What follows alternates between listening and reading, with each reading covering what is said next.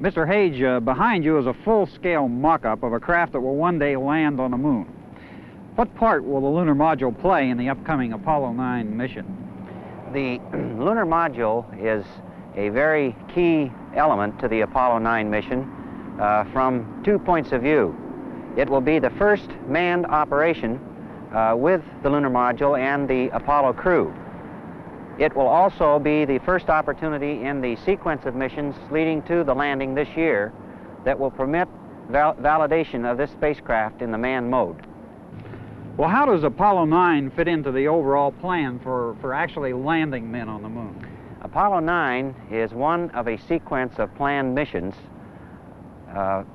the most recent one having been the very successful Apollo 8, which will, in a logical planned series of progressive steps, lead to the what we call G mission, which will occur sometime this year.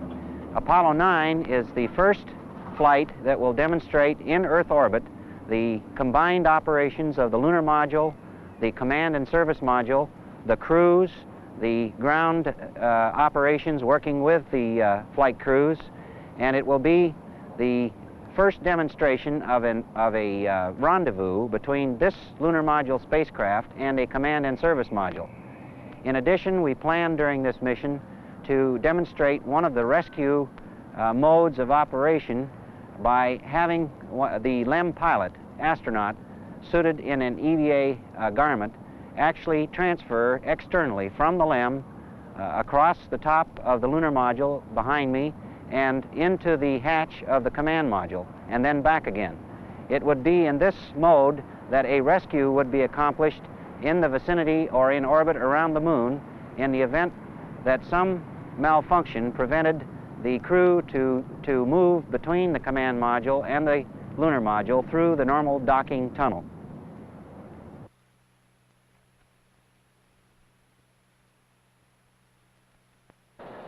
To prepare a space vehicle of this magnitude, Dr. Debus, must require the efforts of many people. Who are these people?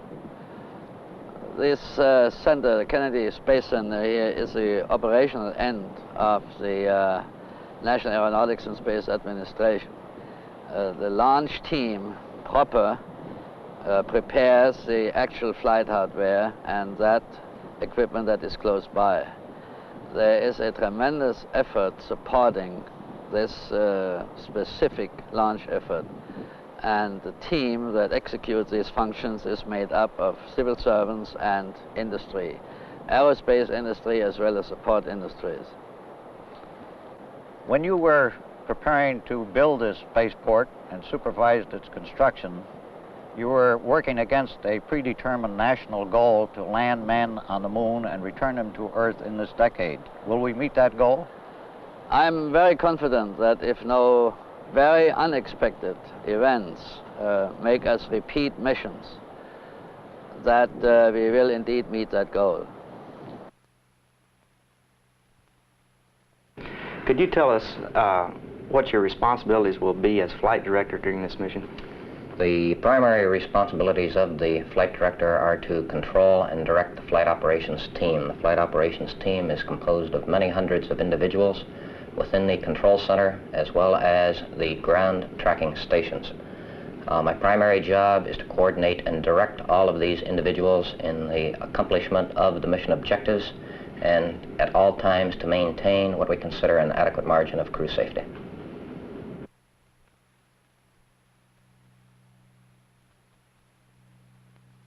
Mr. Stelter, could you give us a brief profile of the NASCOM network and its purpose?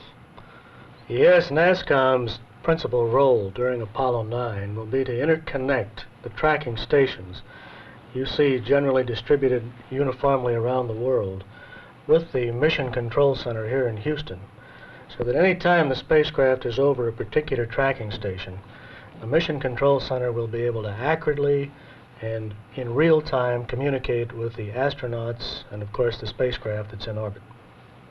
How many people are involved in operation of the NASCOM network? Well, during Apollo 9 there will be about 400 people directly involved. There will be about 130 here at the Goddard Space Flight Center just outside of Washington, D.C. because that's the heart or the hub of the NASCOM network. All the information from all the tracking stations will be coming in here before it's sent down to Houston.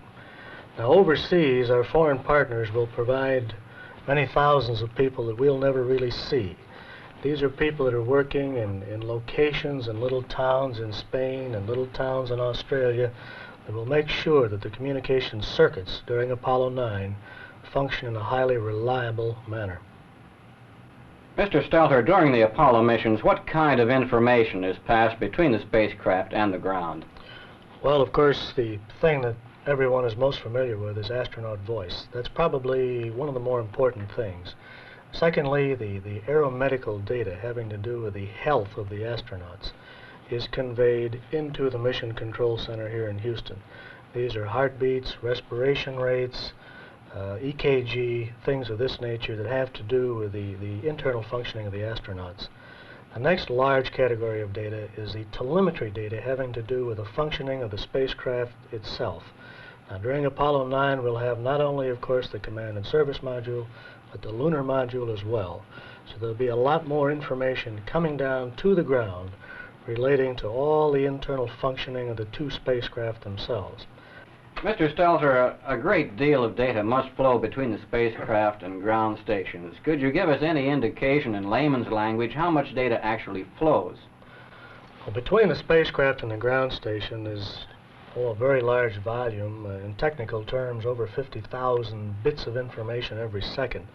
Now, converting that to something that might be a little more recognizable, the information going in and out of Houston during Apollo 9 would be equivalent to about an encyclopedia every minute, a complete volume of encyclopedia every minute.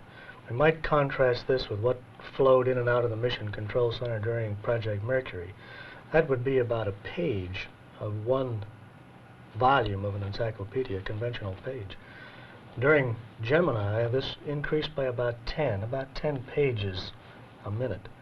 But now again, during Apollo, we'll be filling a whole volume of encyclopedias in about a minute. So you can see the rate has gone up tremendously.